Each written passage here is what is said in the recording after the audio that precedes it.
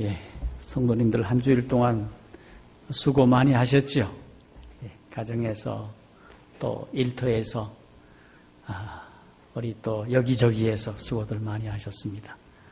오늘 주님의 집에 오신 여러분 모두에게 평안과 기쁨이 주님 안에서 가득하기를 주님 이름으로 축원합니다. 오늘은 여러분들과 다 함께 출애굽기 28장을 중심으로 제사장의 임명과 복장이라고 하는 제목으로 말씀의 은혜를 나누도록 하겠습니다.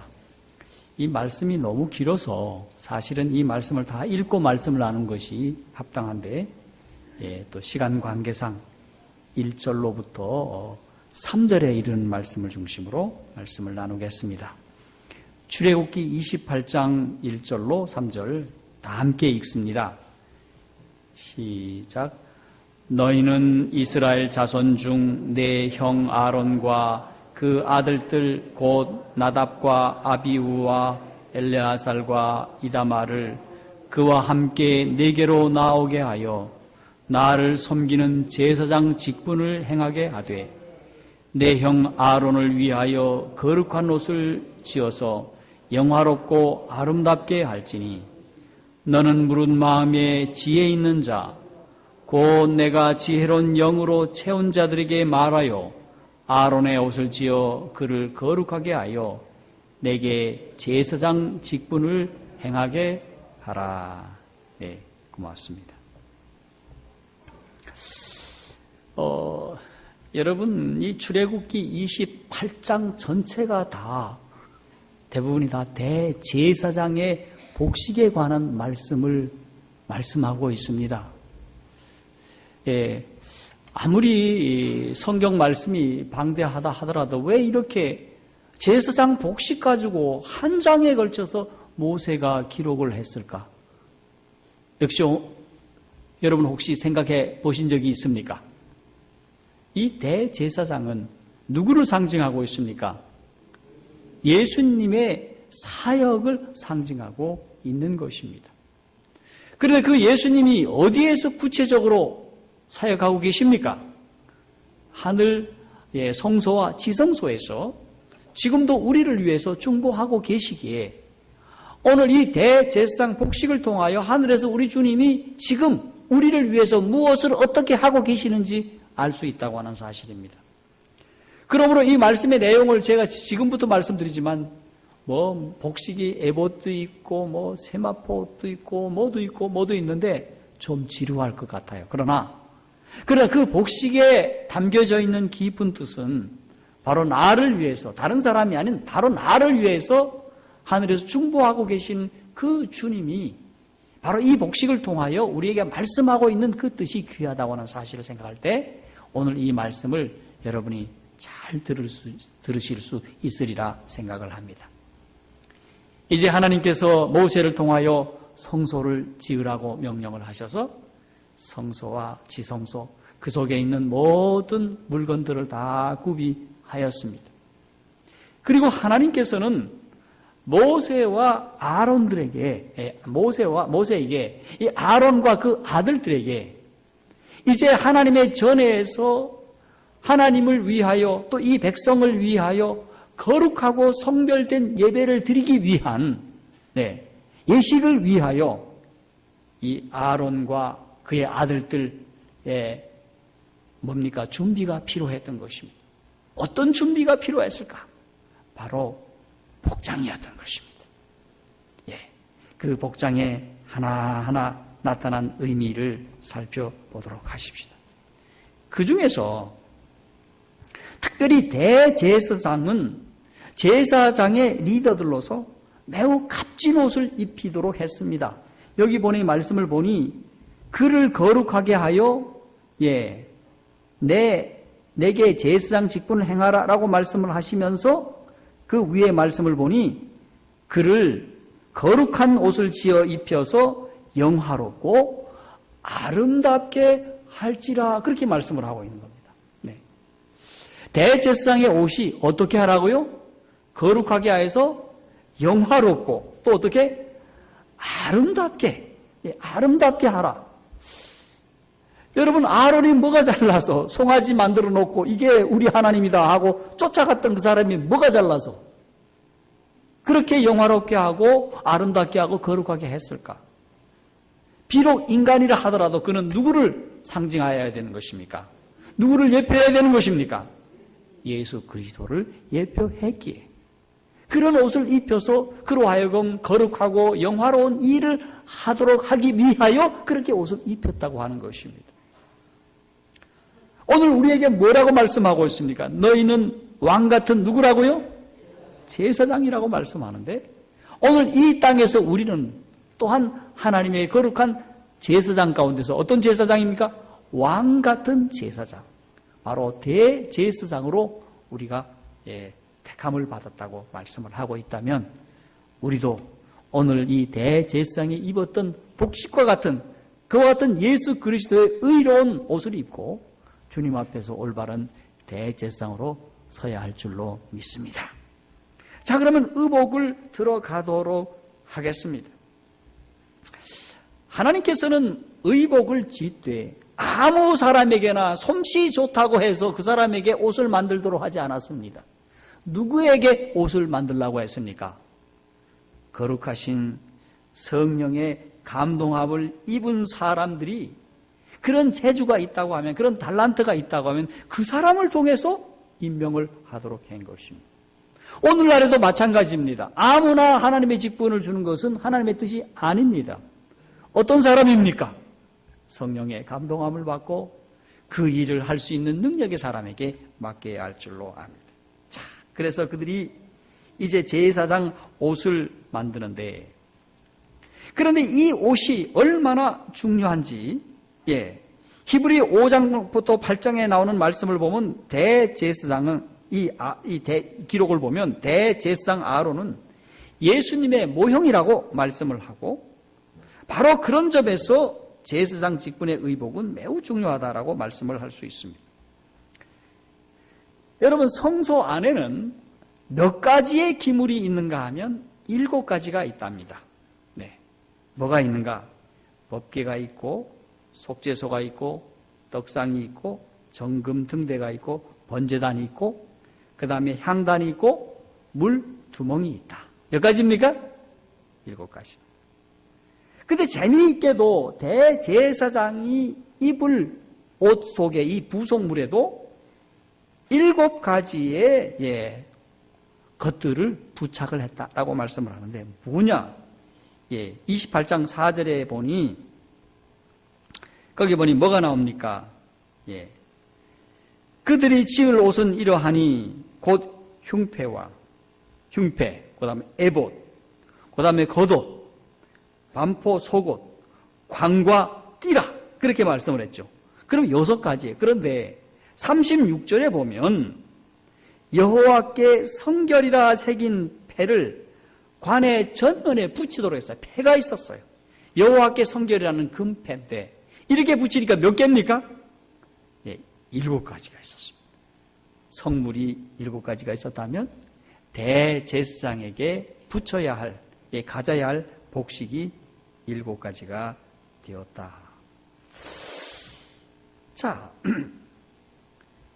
그러면 대제사장에게 부착된 부착물들을 살펴보면 대제사장 옷은 그의 높은 지위에 적합하도록 아주 매우 값진 재료로 아름답게 만들었습니다. 대제사장은 보통 제사장이 입는 세마포로 짠 의복 위에 통으로 된 푸른 옷이 있었습니다. 우리 박 목사님 혹시 좀 그림 한번 좀 보여주시겠습니까? 저기 있네. 자, 하얀 옷을 입었는데 세마포 옷은 누가 입었습니까? 일반 제사장들이 입었는데 그 위에 푸른 통으로 짠 푸른 옷을 입었습니다. 그리고 그 옷 끝자락 둘레에는 뭐가 달려 있습니까? 방울이 달려 있었어요. 그래서 그가 움직일 때마다 짤랑짤랑 하는 방울이 있었어요. 방울 소리를 들을 수 있었어요. 그래서 성전에 들어가면 짤랑짤랑 하면 지금 누가 있습니까? 대제사장이 있어요. 짤랑짤랑 소리가 없으면 대제사장이 성전에 없던가 어디에서 주무시거든가 둘 중에 하나였어요. 짤랑짤랑하는 방울이 있었습니다. 자, 그런데 이 방울이 무슨 방울인가 하면 큰 방울이에요. 예, 금 방울. 그냥 방울이 아닙니다. 그리고 청색, 자색, 홍색, 석류 무늬가 수여놓여 있는 옷을 입고 있었습니다. 저게 보입니까 혹시? 파란 색깔의 예, 그런 석류가 이렇게 놓여 있다라고 말씀을 하고 있어요. 자, 2장 40절의 말씀을 보면 아론을 위하여 거룩한 옷을 지어서 영화롭고 아름답게 하라. 예. 아까 죄송합니다. 28장 2절에 대한 말씀입니다. 예. 영화롭고 아름답게 하라는 말이 반복되는데 실제로 저 에봇은 영화롭고 아름답게 보였다고 해서 보아도 아름다운 옷이었다. 그렇게 말씀을 하는데 그런데 가늘게 꼰 배실이란 세마포를 말하는데 그것은 성결을 상징했다라고 말씀을 하고 있습니다. 깨끗함, 구별됨을 상징했는데 또 그 다음에 금실로 짰다라고 말씀을 하는데 그 금실은 영광스러움을 상징한다라고 하는 것인데 아까 말씀처럼 2절의 말씀처럼 예, 영화롭고 아름다움을 상징하게 만들었던 것입니다. 자, 에봇에 예, 매운 띠가 있었습니다. 또 띠가 있었는데 여기 보니까 이 에봇은 네, 여기 보니까 띠가 이렇게 있지 않습니까? 띠가 보입니까 여러분이? 요거 띠가 보이죠. 에봇 자료와 똑같은 자료를 썼었어요. 예. 근데 명확하게 멀리서 보면 잘 구분이 안 되는데 가까이 가면 구분이 되는데 예. 왜냐하면 그 띠가 아주 아름답게 수놓여서 만든 것이기 때문에 그렇습니다. 계시록 1장 3절에 보면 하늘 보좌에 계신 그리스도의 모습이 나타나는데 가슴에 금띠를 띠고 있다고 하는데 저것이 금으로 예, 뭡니까? 짰던 것입니다. 그러므로 우리 하늘에서 우리 예수님이 어떤 복식을 하고 하나님 앞에 예, 봉사하고 있습니까? 대제사장의 복식을 하고 있다는 사실을 볼 수 있습니까? 예. 그러므로 이 제사장은 이 대제사장은 그리스도의 모형인 것입니다. 가피인 것입니다. 자, 띠를 띈다고 하는 성경적 의미는 뭘까? 여러분 그것은 수고와 봉사를 의미하는 것입니다. 예수께서 제자들의 발을 씻어주실 때에 띠를 띠고 발을 씻어주셨습니다. 그러므로 구약의 대제사장이 그리스도의 모형이라고 한다면 예수님은 지금도 하늘에서 대제사장으로 우리를 위해서 금띠를 띠고 하늘에서 일하고 계시는 사실을 볼 수가 있는데 예, 성경은 찾지 않겠지만 히브리 7장 24, 25절, 9장 24절에 말씀하고 있습니다. 자, 에봇에 달린 또 두 개의 호마노가 있었습니다. 호마노. 예, 두 개의 호마노가 있었는데 에봇에서는 뭐가 없는가 하면 소매가 없었습니다. 여러분 그 소매가 없었는데 이것이 금실로 수놓은 전대에 이스라엘 지파의 12지파 사람들의 이름이 이 호마노 두 개에 붙어 있었습니다. 자, 여러분 저 위에 보면은요 견대가 있죠, 그렇죠? 여기에 보석이 있는데 어떤 그 그림은 좀 마음에 드는 게 있고 어떤 거는 좀 마음에 좀 그림이 안 드는 게 있는데 우리 목사님 보고 찾으라 그랬는데 아마 좀 흡족하지 못한 그림을 찾은 것 같아요. 이 호마노가 있었습니다. 근데 호마노는 이 오빌의 금보다도 더 귀한 것이라고 말씀을 했습니다. 그런데 이 호마노는 단순한 장식품이 아니었습니다. 이 호마노 양쪽 두 개가 있었는데 그곳에 이스라엘 지파의 6지파의 이름이 이 위에 이렇게 붙어 있었던 것입니다. 거기다 써져 있었던 것입니다. 여기 12절 하단에 보면 이런 말씀이 있어요. 이스라엘 아들들의 기념 보석을 삼되 아론이 여호와 앞에서 그들이 이름을 그 두 어깨에 메어서 기념하게 되라고 말씀을 하고 있어요. 다시 말해서 12지파의 모든 사람들, 12지파의 이름들을 양쪽 여기 호마노에다가 부착을 했다고 하는 것입니다. 네. 그런데 하나님께서는 왜 이스라엘 12지파의 이름을 그곳에다가 썼을까? 왜 기록하게 하셨을까? 바로 하나님께서는 그들의 이름들이 아주 고귀한 보석에 새겨졌다고 하는 것은 하나님의 백성들의 이름이 매우 존귀하게 우리 하나님에게, 우리 예수님에게 여김을 받았다는 사실입니다. 우리 백성들을 하나님께서 매우 귀하게 보시고 그 위에다가 이름을 쓰셨다고 하는 것입니다. 다시 말해서 하나님은 우리를 어떻게 보신다는 것입니까? 매우 어떻게? 귀하게 보신다고 하는 사실입니다. 여러분, 우리가 침례를 받고 하나님의 자녀가 되면 우리의 이름들을 매우 귀하게 보시고 하늘 농명책에서 우리를 귀하게 여기고 계시다고 하는 사실을 볼 수가 있습니다. 그런데 이것을 대제사장의 어깨 위에 이렇게 매게 했다고 하는 뜻은 그에게 12지파를 위해서, 죄송합니다. 이 대제사장 어깨 위에 이렇게 매게 했다는 의미가 뭘까요? 대제사장은 12지파를 위해서 종교적인 책임이 있다고 하는 것을 의미하고 있는 것입니다. 그러므로 하늘 가신 예수님도 우리를 위하여, 모든 백성들을 위하여 잃어버린 자를 구원하기 위한 책임이 있음을 말씀하고 있기도 하는 것입니다. 여러분, 그런 의미에서 우리는 어떻습니까? 우리도 이 세상 사람들을 위해서 구원할 뭐가 있다고 하는 사실입니까? 책임이 있다고 하는 사실입니다. 구원해야 할 의무가 있다고 하는 사실입니다. 자, 그러면 흉패란 무엇일까? 15절부터 13절의 말씀이 있지만 다 읽지는 못하겠고요. 여기 흉패가 나타나는데 대제사장의 가슴에 다는 큰 패를 말하는데, 대제사장이 성소와 지성소에 들어갈 때는 반드시 겉옷과 에봇 위에 이것을 달아서 흉배를 달고 들어가게 된 것입니다. 이 흉배는 에봇을 만드는 것 같이 금색과 청색과 홍색과 자색실을 아주 가늘게 잘 꼬아서 아주 공교하게 짜서 만드는 옷입니다.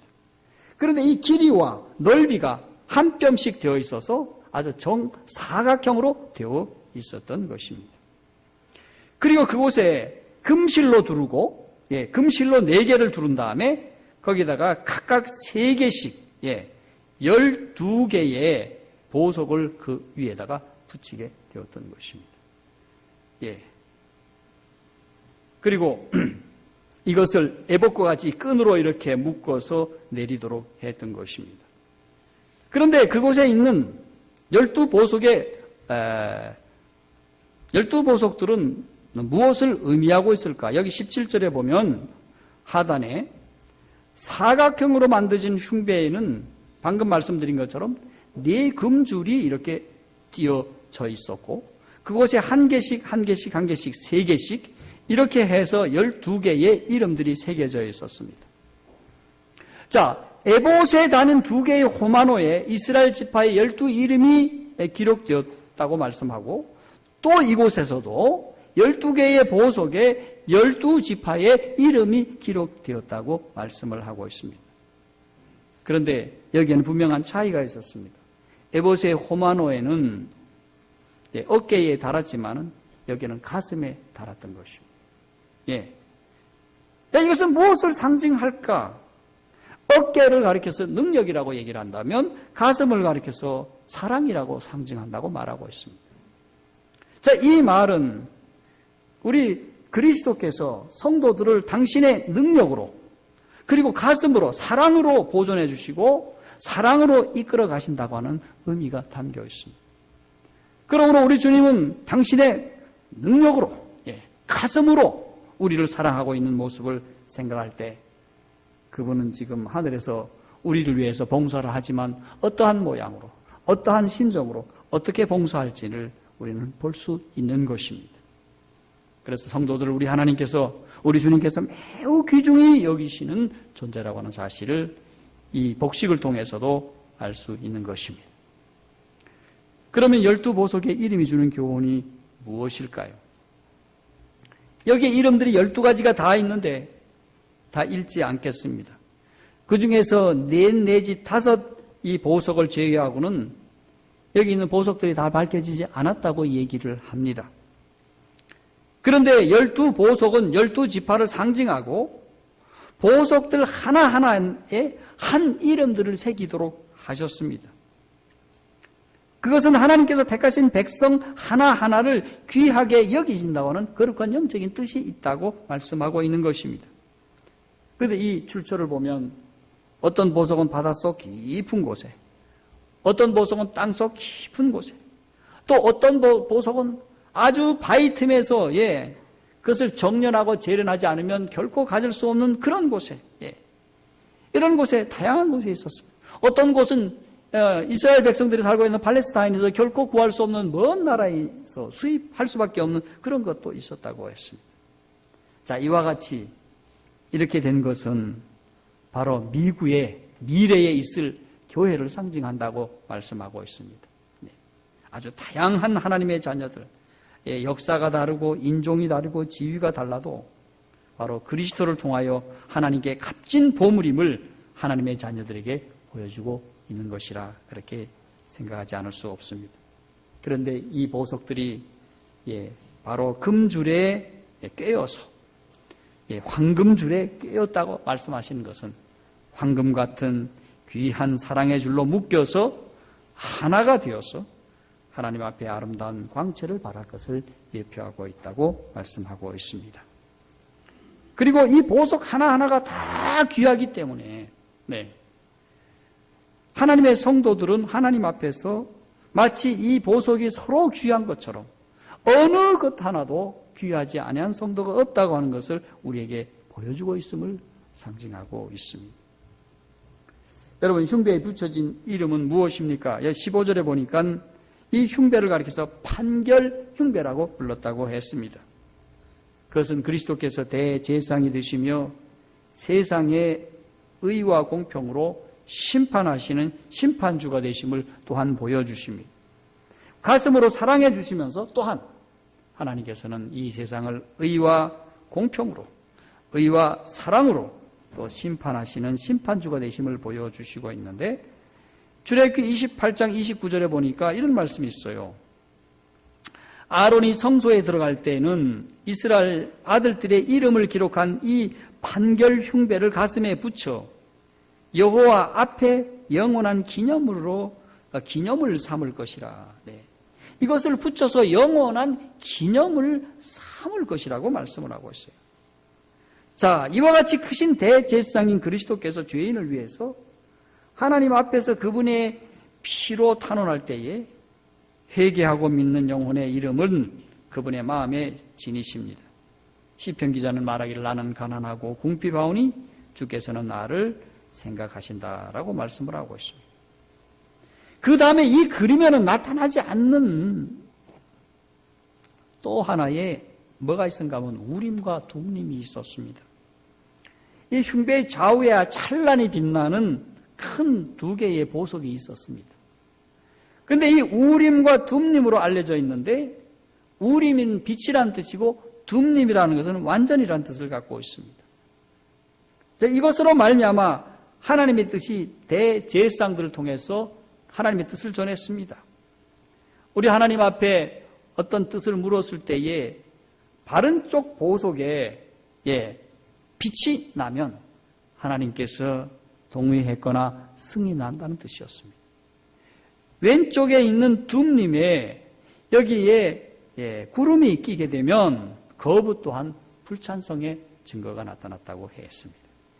그래서 찬성을 따르든지 불찬성을 따르든지 하나님의 자녀들이 선택을 할 수 있었던 것입니다. 자, 그러면 겉옷은 무엇입니까? 여기에 겉옷은 에봇의 받침이 되는 긴 옷을 말하고 있습니다. 아까 그 말씀을 드렸던 이 청색 옷 말씀을 드렸죠. 이 청색은 하늘 색깔을 나타냅니다. 이 색은 하늘에서 성취될 그리스도의 대제사장 직분을 의미합니다. 그러므로 십자가에 달려 들어가신 예수님을 믿는 동시에 부활 승천하셔서 지성소에서 봉사하고 계신 분을 믿는 것을 의미합니다. 자, 그 다음에 여호와께 성결이라고 쓴 글귀가 있는 정금관에 매어 다른 꽈달기 무엇일까? 저 머리에 좀 썼죠. 그죠? 조금 더 내려오죠. 예. 자, 저기에 있는 흰 모자는, 그것은 두건은 바로 세마포로 만들었습니다. 예. 그런데 거기다가 황금판에다가 여호와께 성결이라고 하고, 예, 청색끈으로 메어서 묶었다고 했습니다. 자, 성결이라는 뜻이 무엇일까? 성결이라고 하는 뜻은 하나님 앞에 바쳐졌다라고 하는 것입니다. 예. 하나님을 위하여 이 사람을 성별하고 거룩하게 해서 하나님 앞에 바쳐졌다고 하는 것입니다. 오늘날 제7일 안식일 예수 재림교회 성도들을 어떻게 하셨습니까? 하나님의 사업을 위하여 우리를 뭐 했다는 것입니까? 바쳐졌다고 하는 것입니다. 바쳐진 것입니다. 그러므로 우리는 하나님의 부르심과 하나님의 주신 사역에 우리가 충실해야 할 줄로 믿습니다. 자, 그 다음에 일반 제사장들을 위한 복식인데, 제사장의 복식은 어떤 것일까요? 우리 목사님 혹시 택해 보셨습니까? 저 위에 있는 흉배가 없습니다. 머리 두건에 있는 여호와께 성별이라는 금패가 없습니다. 에봇이 없고, 저기에 있는 푸른 옷도 없습니다. 그리고 단지 흰 옷에 흰 두건으로 된 세마포 모자를 쓰게 되었습니다. 그리고 그 아래에 있는 또 한 옷 고이가 있었습니다. 그것을 입고 하나님 앞에 봉사를 하게 되었습니다. 오늘 우리는 이 복식을 통하여 바라본 제사장의 대제사장의 모습을 보았습니다. 그런데 하늘에 계신 우리 주님이 바로 이 금띠를 띠고 하나님 앞에 봉사하는 모습을 통해서 우리는 무엇을 보게 되는가? 하늘에서 우리 주님은 바로 대제사장의 복식을 하고 우리를 위하여 중보 기도를 하고 계시다고 하는 사실입니다. 그 기도는 단순한 기도가 아니라 우리를 지극히 사랑하셔서 우리 이름 하나하나에 대하여 관심을 가지시고 나는 너희 이름을 내 손에다가 기록했다라고 말씀하고 있지 않습니까? 예. 이 백성들의 이름이 보석 위에 이스라엘 백성들의 이름을 기록하셨다면 마지막 시대에 우리의 이름은 우리 주님의 손 위에다가 기록하셨다고 저는 믿습니다. 그리고 우리 이름 하나하나를 놓고서 하나님 앞에 기도를 올린다고 생각하면 우리는 자다가도 정신이 번쩍 나야 할 것이라 생각합니다. 여러분, 주님이 나를 위해서 뭐하고 계시대? 기도하고 계시대. 여러분, 그 주님을 바라보시기를 바랍니다. 제가 언젠가는 한 시간을 내어서 한 서너 시간을 내서 하늘 보좌에 대하여 설교의 말씀을 하겠습니다. 오늘은 이 출애굽기의 말씀에 대한 것들은 일반적인 것을 말씀드린다면 여러분들이 뭐 두음이라든지 또 다른 곳에 있어서 뭐 하나님의 보좌에 대해서 굉장히 중요하다. 지금은 하늘 보좌를 바라볼 지성소 시대다. 이렇게 얘기하면서 그 설교를 들으시려고 하는 분들이 계시는데 거기에 대하여 제가 언젠가 시간을 내서 말씀을 드리도록 하겠습니다. 사랑하는 성도 여러분, 오늘 우리는 하나님의 자녀로서 또 하나님의 거룩한 왕 같은 제사장으로 우리 주님 앞에 서게 되었습니다. 그 제사장은 무엇을 하는 사람입니까? 중보하는 사람입니다. 중보는 무엇을 위해서 중보합니까? 사랑하는 아무개의 죄를 위하여 기도를 올리는 사람들입니다. 그러므로 남이 잘못했을 때 그 사람에 대하여 죄를 지적하는 선지자로 우리를 부르지 않으셨습니다. 우리를 누구로 부르셨습니까? 제사장으로 부르셨습니다. 제사장은 그 사람의 죄를 지적하는 것이 아니라 그 사람을 위해서 중보 기도를 올리는 사람들이 아닙니까? 그래서 우리가 교회 안에서나 또 우리 세상을 위해서 우리는 그렇게 기도를 해야겠습니다. 여러분 친구들을 위해서 그렇게 기도를 올리십시오. 여러분의 친척과 이웃을 위해서 그렇게 기도를 올리십시오. 그러면 그들이 언젠가는 주님을 향해서 마음의 문을 열 것입니다. 저도 늘 친구들을 위해서, 친척들을 위해서, 또 주위에 있는 사람들을 위해서 기도를 올립니다. 여러분, 그것이 바로 마지막 시대에 우리 대제사장들이 해야 할 사명이 아니겠습니까? 여러분, 소그룹 그룹원들을 위해서 그렇게 기도를 하시고, 우리 교우들을 위해서 그렇게 기도를 하십시오. 남에 대해서 먼저 지적하기 전에 남을 위해서 기도하는 그와 같은 사명을 띤 귀한 종들이 되기를 바라면서 이 저녁 말씀을 마치겠습니다.